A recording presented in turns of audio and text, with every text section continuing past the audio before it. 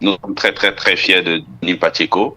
Parce que le combat dans lequel il est présentement, c'est un combat de banalisation. Quand on dit banalisation, il est en train de banaliser le pouvoir en place. Il est en train de montrer certaines velléités en Côte d'Ivoire pour donner la confiance aussi à cette jeunesse-là qui est à la perdition, à cette jeunesse apeurée, à cette population qui est martyrisée. Parce que tout ce que vous voyez aujourd'hui, quand on s'attaque à la tête, c'est-à-dire qu'à la première dame de la Côte d'Ivoire, ça veut dire quoi? Ça veut dire qu'il n'y a rien en face. Il n'y a rien en face. Les Ivoiriens, levez-vous et puis voilà, il n'y a rien en face. Levez-vous parce que il s'en va en fait pour les banaliser, pour les rendre, pour qu'ils soient banals en fait. Vous comprenez un peu, frère Isaac, ce que ils sont touchés. Dire. Donc, apparemment, ils sont touchés. Pardon? Parce qu'ils sont touchés. Voilà, ils sont touchés. Parce qu'ils réagissent par des communiqués officiels. Ce ne sont pas des avocats ou des activistes aussi proches du RDA qui répondent à Johnny Pacheco, mais c'est la voix officielle, c'est le gouvernement par la voix de 2 ministères ou 2 ministres qui donc aujourd'hui s'attaquent à M. Pacheco et puis les services de sécurité, la gendarmerie nationale est aussi en branle, essayer peut-être par une opération donc commando peut-être d'attenter à la vie de Johnny Pacheco, le fait taire, parce qu'ils ne peuvent pas l'extrader comme ils l'ont fait avec Steve Biko, envoyer un jet privé pour le capturer en Mauritanie, c'est pas possible en Finlande.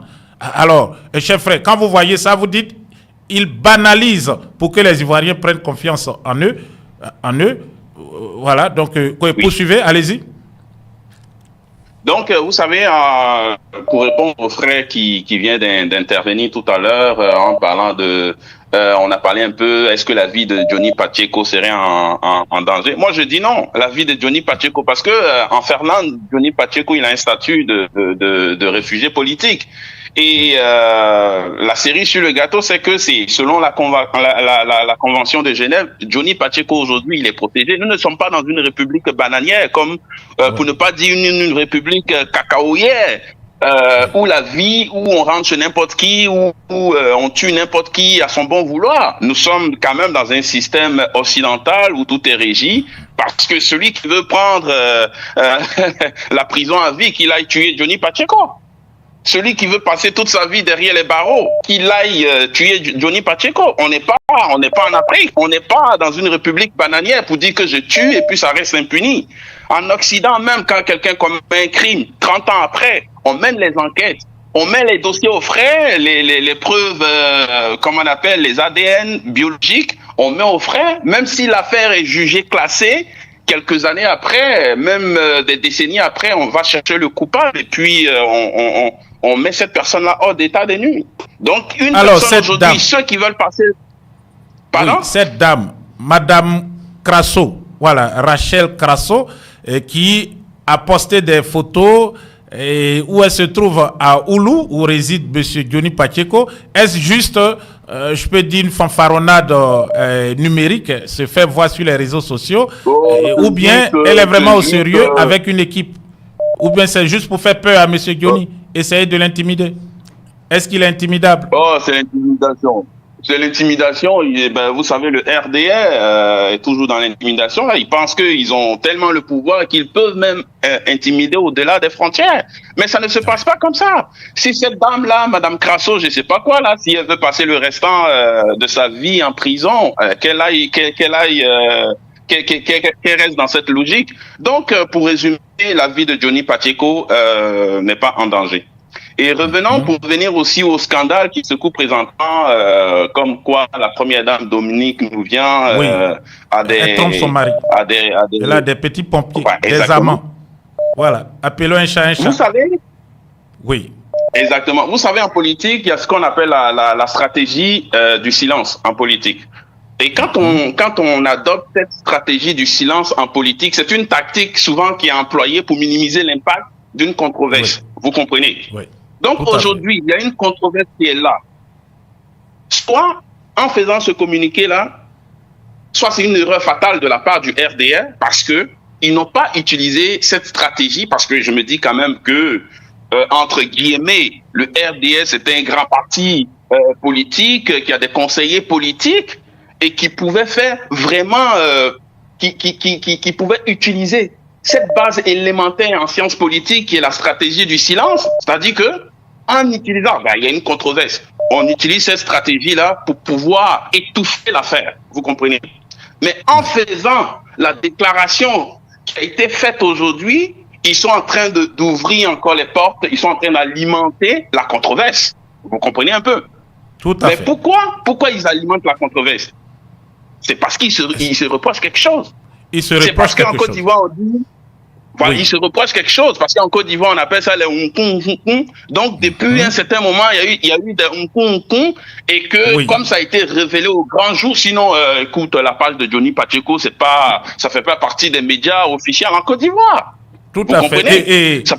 Et puis, il est très loin. En plus, ils ont dit au début que Johnny, il n'était pas mentalement stable. Donc, tout ce qu'il disait, il fallait juste prendre ça avec des pincettes. Alors, vous nous dites, c'est peut-être Madame Dominique Nouvian elle-même qui est à la base de la stratégie du communiqué pour essayer de, on va dire, peut-être d'attaquer M. Johnny, mais aussi de le discréditer. Mais il y a aussi la ACA qui est sortie hier, qui a organisé une réunion exceptionnelle pour dire il faut faire quelque chose sur les vidéos de Koukounion Chris Yvon.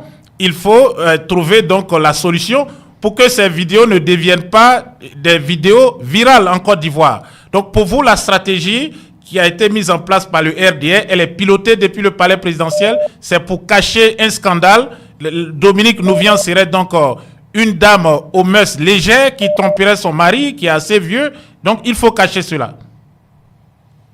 Non, mais c'est que si c'est une stratégie qu'ils ont essayé moi, je dis que c'est une erreur fatale pour le RDR, pour les communicants du pouvoir, parce que en communiquant, c'est une façon de légitimer le scandale. En communiquant là-dessus, c'est une façon de légitimer le scandale. Parce qu'aujourd'hui, tout le monde en parle.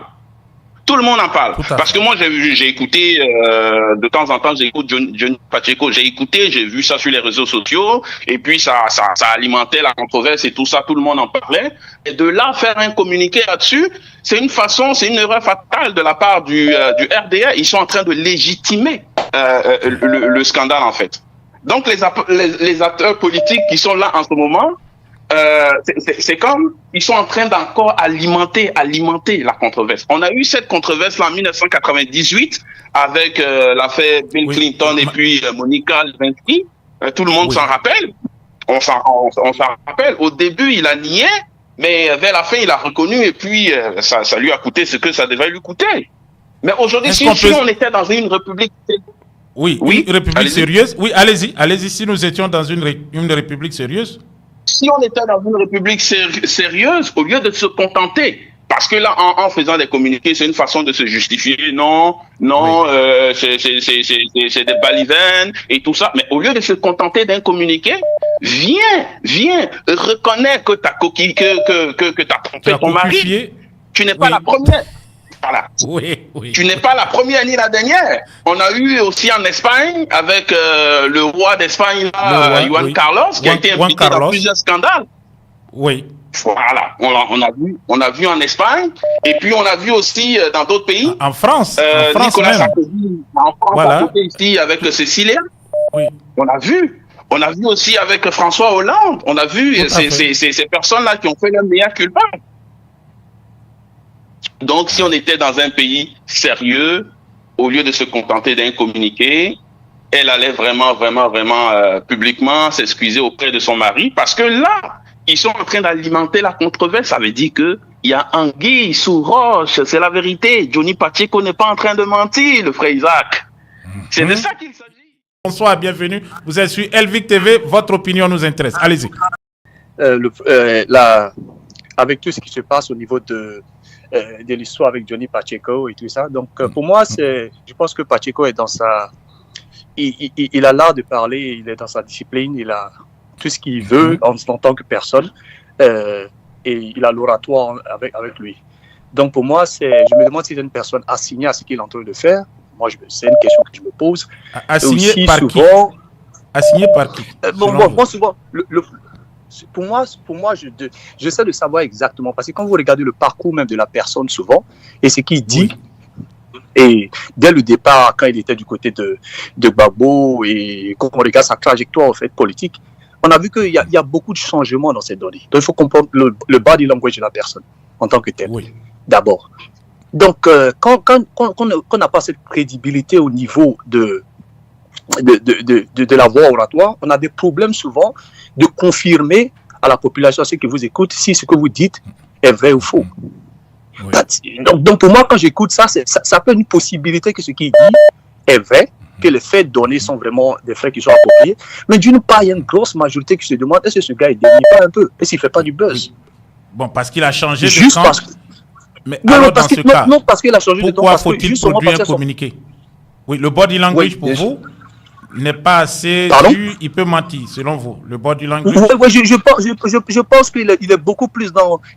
Sa trajectoire n'est pas vraiment directe dans certains... Parce qu'en tant que personne, elle a une crédibilité au fait dans ce qu'on dit. Quand vous continuez toujours à changer ce que vous donnez, et vous-même vous reconnaissez que souvent, moi j'ai écouté souvent Denis Paceko, il dit j'ai menti, j'ai menti sur ce que j'ai dit. Et souvent il dit ça. Donc pour moi, ça mène souvent doute ce qu'il est en train de dire. C'est vrai que c'est un buzz, ça peut être une possibilité, mais aussi ça demande la crédibilité de la personne, la source même de la personne en tant que telle. Si c'était quelqu'un d'autre qui avait dit, peut-être que ça allait créer beaucoup plus d'enthousiasme. Mais parce que c'est Johnny Paceko, ça devient quelque chose d'un peu... est-ce que ce qu'il dit est vraiment normal? Est-ce que ce qu'il est en train de dire est vraiment vérifié?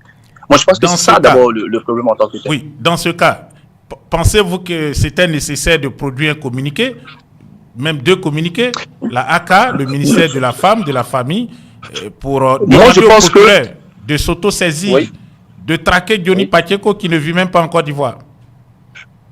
Moi, je pense que ils sont en train de, dans le sens qu'ils sont de promettre, n'oublie pas que Johnny Paceko en tant que tel, il était tout récemment, c'est-à-dire il a changé de parole et de dire quand il était au RDA qu'il est venu. Moi, je pense que Johnny Paceko était tout juste la trajectoire du RDA. Ils essaient de vraiment le faire taire.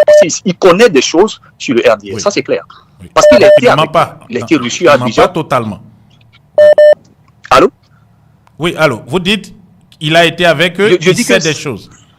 Oui. Il sait des choses, ça c'est clair. Ça, on va pas le nier. Il a été à Abidjan, il a été accueilli par des responsables du RDA. Donc, il était avec eux pendant un bon bout de temps. Il sait certaines choses. Même si ce qu'il dit aujourd'hui n'est pas avéré, le RDA sera toujours à la tour de Johnny Paceko. Parce que c'est comme un intrus, c'est quelqu'un qui est parti, qui a des informations, qui est ressorti du groupe. Et maintenant qu'il y a certaines choses qu'il peut libérer, même si je pense que même si ce qu'il avait dit aujourd'hui, par exemple ce qu'il est en train de quoi il parle actuellement, n'est pas avéré, moi je pense que le RDA allait toujours être sur la trace de Johnny Paceko, parce que c'est comme c'est l'ennemi numéro 1 à voir au niveau de ce qui se passe. Mais la HAC est en train de faire de telle sorte que le communiqué qu'ils sont en train de dire, c'est aussi ne pas, parce qu'ils sont dans le doute aussi dans ce qu'ils sont en train de faire, parce qu'ils se disent que mieux vaut qu'on emmène un communiqué pour faire comprendre à Johnny Paceko que, hey, écoute, on t'a à l'œil.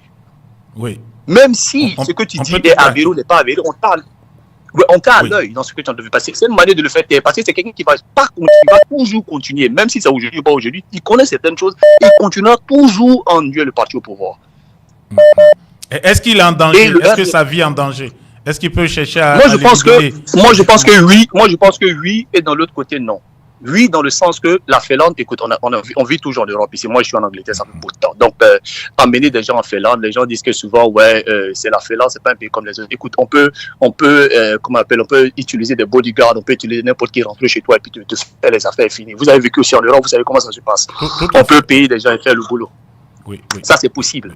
Il y a des possibilités. Aucun pays ici, il y a des gens qui étaient des gros ambassadeurs ici, on les a tués. Donc, c'est pas Johnny Paceko qui est en Finlande qui est aussi. Mais le regard, sans vous couper, le regard ira directement vers Abidjan. On dira que c'est le régime d'Abidjan qui a ordonné, qui a commandité l'assassinat de Johnny Paceko, qui dérangeait. Donc, tout ce qu'il disait était vrai. Oui, ça peut être. Oui, bien sûr, si c'est dans ce sens-là, moi, j'essaie juste de contrer un peu quand les gens disent que peut-être qu'il est en Finlande, on ne peut pas le toucher. Bon, c'est un pays européen. C'est là, moi, je dis non, attention à ce qu'on dit, ça ne veut rien dire. Il y a des gros ambassadeurs de certains pays ici qui ont été tués ici par les gens. Donc, c'est un peu fait. Donc, ça, c'est pas le problème. Moi, je pense que Johnny Paceko doit faire attention dans ce qu'il est en train de dire, se protéger en tant que tel, de faire attention à ce qu'il, parce que ce qu'il est en train de dire, c'est des grosses révélations. Et qui se protège, même s'il était en Finlande, c'est pas garanti. c'est pas garanti que il est protégé et tout ça. Tu vois, moi c'est ce que je suis en train de dire, de cette sorte que ce qui révèle est tellement important, est tellement efficace d'une certaine manière que la ville où il est, même, je me dis, à Oulu, quand je vois la photo de la jeune femme qui est là-bas, bon, c'est pas vérifié qu'elle est là ou pas, mais je me dis qu'il y a toujours des possibilités que Johnny Pacheco soit en danger, étant en Finlande et étant en Europe.